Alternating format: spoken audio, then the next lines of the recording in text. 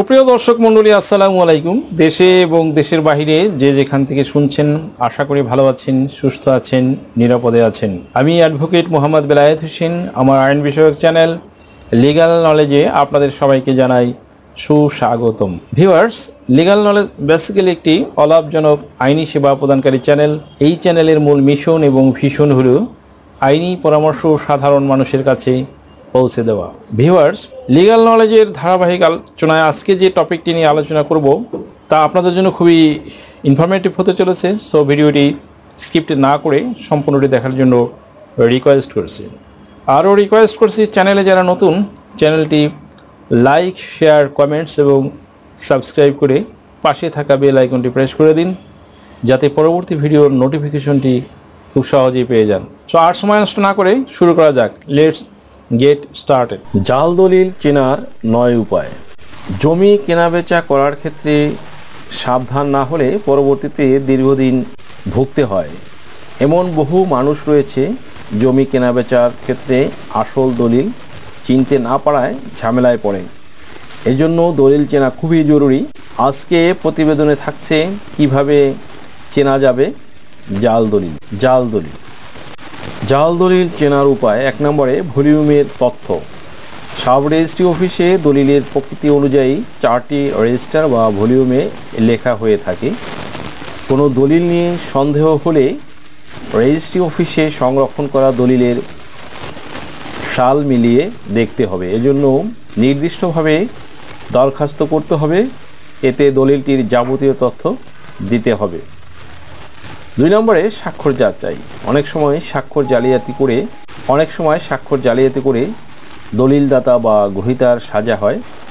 এক্ষেত্রে স্বাক্ষর বিশেষজ্ঞদের মাধ্যমে স্বাক্ষরের সত্যতা যাচাই করিয়ে নেওয়া যেতে পারে।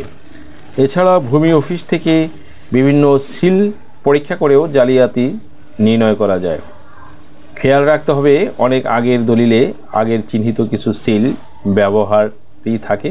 আগের দলিল কিন্তু সিল যদি নতুন হয় তাহলে ধরে নিতে হবে দলিলটি জাল হতে পারে। একই সঙ্গে তারিখটিও ভালোভাবে যাচাই করতে হবে। দলিল রেজিস্ট্রির তারিখ কোনো সরকারি বন্ধের দিন থাকলে সন্দেহের অবকাশ থাকবে। অনেক সময় অর্পিত সম্পত্তি বা মৃত ব্যক্তির সম্পত্তি জীবিত দেখিয়ে জাল করা হয়। 3 নম্বরে মূল মালিক শনাক্ত। এক জমির একাধিক মালিকের নামে করা থাকলে ধরে নিতে হবে দলিলটি জাল হতে পারে। এই ক্ষেত্রে সরেজমিনে গিয়ে স্থানীয় লোকজনের সঙ্গে কথা বলে মূল মালিককে তার নির্ণয় করতে হবে। 4 নম্বরে নামজারি। সহকারী কমিশনার ভূমি অফিস থেকে জমির মিউটেশন বা নামজারি সম্পর্কে খোঁজ নিতে হবে। নামজারিতে ধারাবাহিকতা ঠিক আছে কিনা সেটা সুচারুভাবে পর্যবেক্ষণ করতে হবে।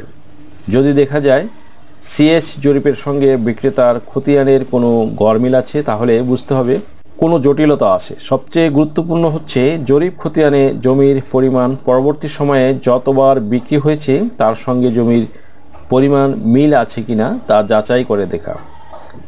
দাগ নম্বর, ঠিকানা এসব ঠিক আছে কিনা এসব যাচাই করতে হবে। 5 নম্বরে আমোক্তানামা। সম্প্রতি কোনো আমোক্তানামা দলিল থাকলে তাতে উভয় পক্ষের ছবি ব্যবহার হয়েছে কিনা যাচাই করতে হবে। 6 নম্বরে তারিখ যাচাই। কোনো দান করা জমি হলে দলিলে সম্পাদনের তারিখ থেকে কবে জমিতে গ্রহীতা দখলে গেছে তা যাচাই করতে হবে। দলিলটি রেজিস্ট্রি করা কিনা এবং দলিলদাতার সঙ্গে গ্রহীতার সম্পর্ক কি তা যাচাই করতে হবে। 7 নম্বরে লেখক যাচাই। সম্প্রতি সম্পন্ন হওয়া কোনো বিকৃত দলিল লেখকের নাম ঠিকানা জেনেই সরেজমিনে কথা বলে নেওয়া দরকার। 8 নম্বরে মালিকানা যাচাই। জমির সত্ত্ব কি বা মালিকানা যাচাই করতে হবে। বিক্রেতার কাছ থেকে সব দলিল, বিশেষ করে ভায়া দলিল চেয়ে নিতে হবে। সব রেজিস্ট্রি অফিস থেকে জানতে হবে সব দলিলের ক্রমিক নম্বর, দলিল নম্বর ঠিক আছে কিনা। 9 নম্বর সিল স্ট্যাম্প যাচাই। দলিল সম্পাদনের সময় ব্যবহৃত স্ট্যাম্পের পেছনে কোনো ভেন্ডার থেকে স্ট্যাম্প কেনা হয়েছে এবং কার নামে কেনা হয়েছে খেয়াল রাখুন। প্রতিটি স্ট্যাম্পের পেছনে একটি ক্রমিক নম্বর উল্লেখ থাকে।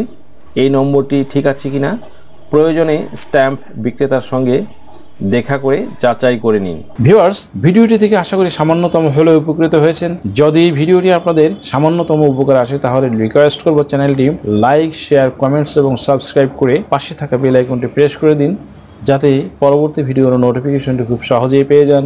সো আজকের মতো এখানেই শেষ করছি। দেখা হবে অন্য কোনো দিন, অন্য কোনো ভিডিওতে, অন্য কোনো আইনি কন্টেন্ট নিয়ে। সেই পর্যন্ত সকলে ভালো থাকুন, সুস্থ থাকুন, নিরাপদে থাকুন। আবারও সবাইকে ধন্যবাদ জানিয়ে এখানেই শেষ করছি। আল্লাহ হাফেজ।